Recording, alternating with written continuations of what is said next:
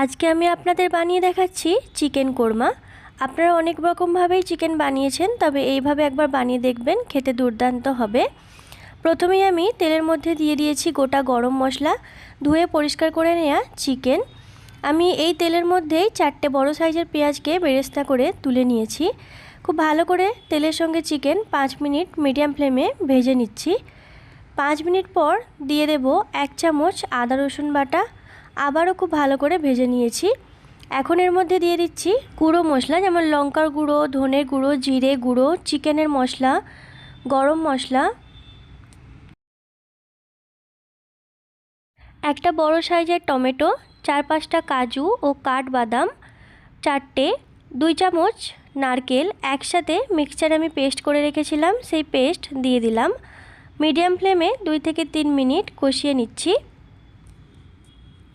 2 থেকে 3 মিনিট কষিয়ে নেওয়ার পর এখন দিয়ে দিচ্ছি চায়ের কাপের 1 কাপ টক দই, আর যে 4টে বড় সাইজের পেঁয়াজের বেরেস্তা করে রেখেছিলাম সেটা দিয়ে দিলাম, আর স্বাদ মতো দিয়ে দিলাম লবণ।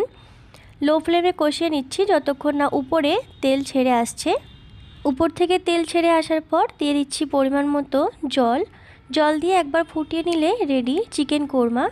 আপনারাও এভাবে বানিয়ে দেখবেন, আর বাড়িতে বানালে কমেন্ট করে জানাবেন।